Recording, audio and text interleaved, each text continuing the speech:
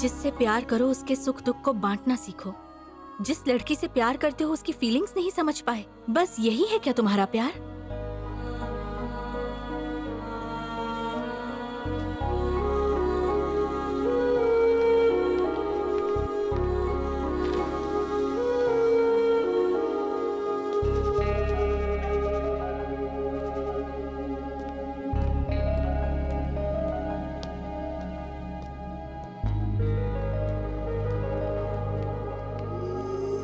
आनंद, 1 second. Madam check कर लीजिए ना, पैसे पे कर दिए मैंने। right. बिल रेडी रखिएगा। Thank you. अरे क्या ये, बिना प्रिकॉशंस और मास्क के डायरेक्टली हॉस्पिटल के अंदर एंट्री ले ली तुमने? पेशेंट से हर तरफ, बीमार हो जाओगे।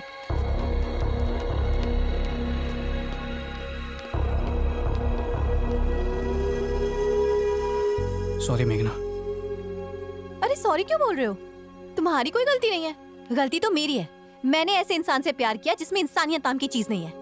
मेरी ओसीडी के बारे में तो जानती हो ना? नहीं जानती हूँ और जानना भी नहीं चाहती हूँ। एक बीमार आदमी को गंदगी समझती हो तुम? अगर उनकी जगह तुम्हारी माँ होती तो क्या करते? उन्हें भी छोड़कर भाग जाते। एक औरत अपने लिए ऐसा आदमी चाहती है जिसके साथ वो सुरक्षित महसूस कर सके, तुम्हारी तरह नहीं जो डर जाए और डर कर भाग जाए। तुम्हारे जैसा इंसान क्या खाक किसी की रक्षा करेगा? तुम साफ सफाई को लेकर पागल हो ना? तो फिर तो तुम्हें किसी से प्यार की उम्मीद रखनी नहीं चाहिए, बल्कि तुम तो दोस्ती के लायक भी नहीं हो। अरे तुमसे शादी करके जिंदगी में हारने से अच्छा होगा कि मैं तो प्यार में ही हार जाऊं। अब दफा हो जाओ और दोबारा मेरे साए से भी दूर रहना। तुम्हें याद है ना, इसी जगह पर तुमने मुझे आई लव यू कहा था, और आज इसी जगह पर मैं तुमसे ब्रेकअप कर रही हूँ। हमारे बीच आज तक जो कुछ भी हुआ ना आनंद, वो सब खत्म।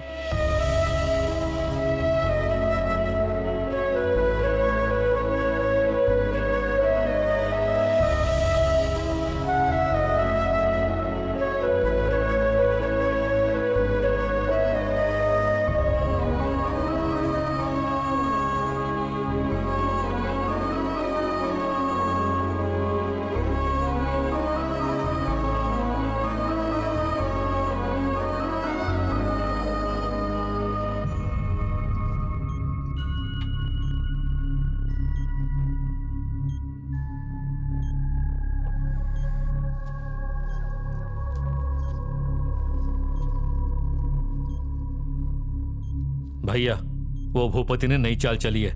लालच देकर सीनू को अपनी तरफ कर लिया है। शीनू, तूने जान पे खेलकर उस बुढ़े की इज्जत बचाई, और बदले में तेरे को क्या मिला?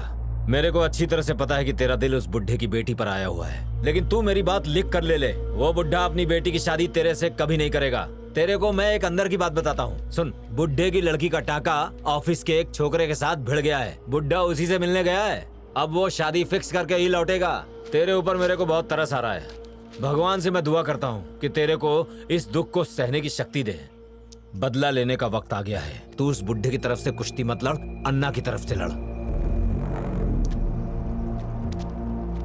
मेरे गांव की तरफ से खेलो और मुझे सरपंच बनवाओ। मेघना से भी सुंदर लड़की से तुम्हारी शादी करवाऊंगा और दहेज में तुम्हें एक बड़ा सा ट्रक दिलवाऊंगा। सही है।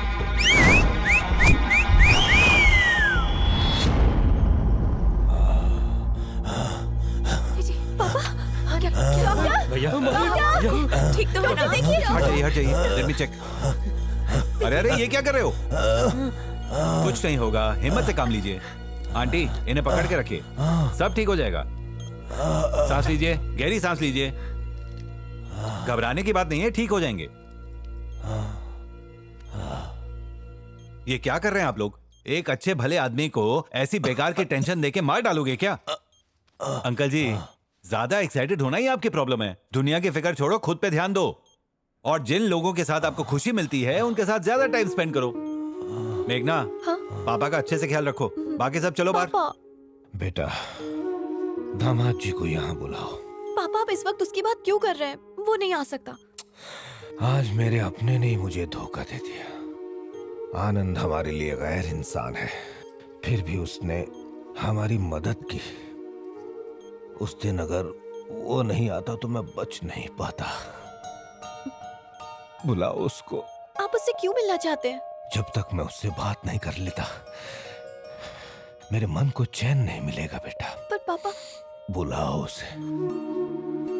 मुंह क्या देख रही है बेटा? फोन करके बुलाओ उसे। जा, आप सोच क्या रही है?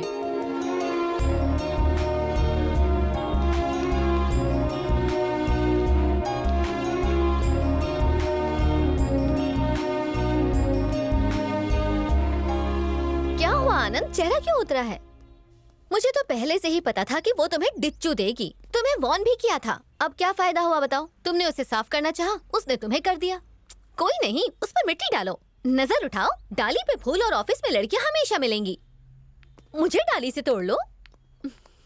मैं तो तुम्हारे प्यार में सैनिटाइजर से नहा लूंगी। चोंच लड़ाने के लिए मैं कब से रेडी बैठी हूँ। एक्सक्यूज मी, मुझे तुमसे कुछ जरूरी बात करनी है। तो करो ना। पर्सनल है। आओ ना। अरे खड़ी क्यों बैठो? नहीं बैठना है। सॉरी, मैं ना तो यहाँ बैठने आई हूँ, ना ही अपनी मर्जी से आई हूँ। तुम्हारी मर्जी। खड़े खड़े बताओ क्या? मैंने सपने में भी नहीं सोचा था कि फिर से तुमसे मिलूंगी।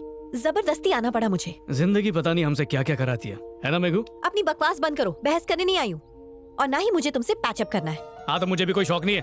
2 हफ्ते से खाना नहीं खाया है, 2 किलो वजन कम हो चुका है। देखो फिटनेस घड़ी क्या दिखा रही है, कहती है कैलोरी से ज्यादा खून चल रहा है मेरा। अपनी सेहत का हाल मुझे क्यों बता रहे हो? मैं कोई डॉक्टर हूँ क्या?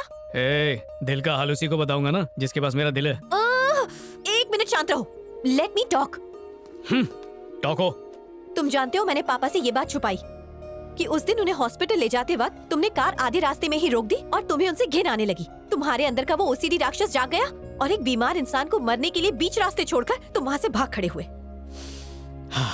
थैंक्स। थैंक्स क्यों बोल रहे हो? अभी तक मुझ पे गुस्सा हो इसका मतलब मुझसे प्यार करती है। प्यार तो है, पर तुमसे नहीं है, अपने पापा से है। उन्हें कोई सदमा न लगे ना, इसलिए उन्हें ब्रेकअप के बारे में नहीं बताया। ठीक है। मुझ पर कितना गुस्सा करते। ऐसे आदमी को चाहा, फिर क्या होता? वो मेरी शादी किसी गांव के जमींदार से करवा देते। Hello Anand, Anand, what's wrong with you? तुम इधर उधर क्या देख रहे हो? मैं कितनी सीरियस बात कर रही हूँ। उस जाहिल की जहालत डिस्टर्ब कर रही है। 1 सेकंड आया। आ रही हो ना? खाली कुर्सी तुम्हारा वेट कर रही है। क्या कर रहा है ये? क्या कर रहा है? तेरी कमर कोई देखने की चीज है जो दिखा रहा है? चल सुबह चल अंदर डाल उल्टी आ जाएगी। अब इसको निकालना मत, समझा? पेट कम कर। मेरे को खुजली हो रही है, तेरे को क्या तकलीफ है? सॉरी, तुम्हें तो पता ही है ना, ऐसी कोई भी चीज देखता हूँ ना तो मुझे ओसीडी पर लेक्चर मत दो। बस एक बात कहने आई हूँ तुमसे, आखिरी बार मेरे पापा से मिलकर सारा किस्सा खत्म कर दो और ख्यालों में भी मत सोचना कि मैं तुमसे दोबारा मिलूंगी। वन मोर थिंग, उस खुजली करते हुए इंसान को देखकर तुम डिस्टर्ब हुए ना, और तुम्हें उसे उंगली करते देखकर मेरा दिमाग खराब हो गया। आई बात भेजे में? समझ में आ गया। क्या समझ में आया?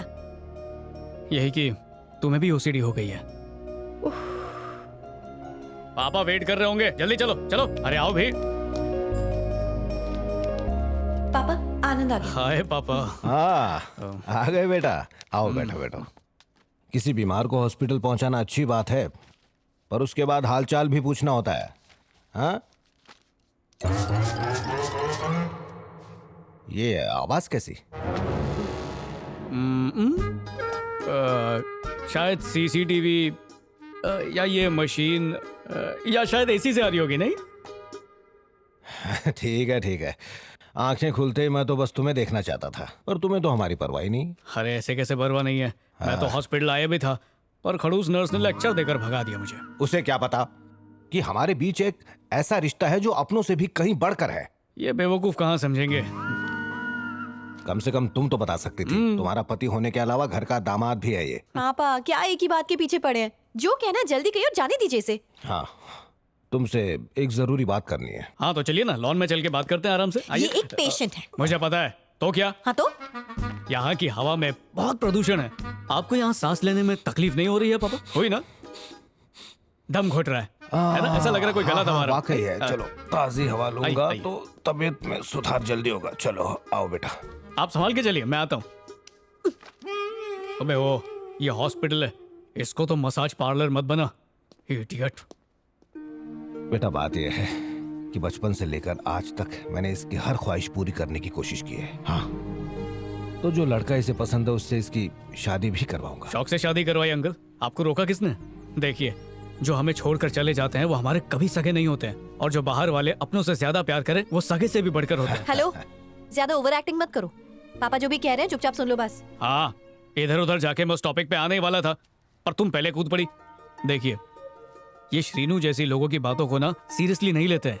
कुश्ती कैसे जीतना है इस बारे में सोचिए, और आपका पहलवान जरूर जीतेगा। एक छोटी सी बात बताऊं, जब ऐसा लगने लगे कि सारे दरवाजे बंद हो गए हैं, तो ऊपर वाला 10 दरवाजे और खोल देता है। सब उस पर छोड़ दीजिए, क्योंकि हम गलती कर सकते हैं पर वो कभी गलती नहीं करेगा, है ना मेघना?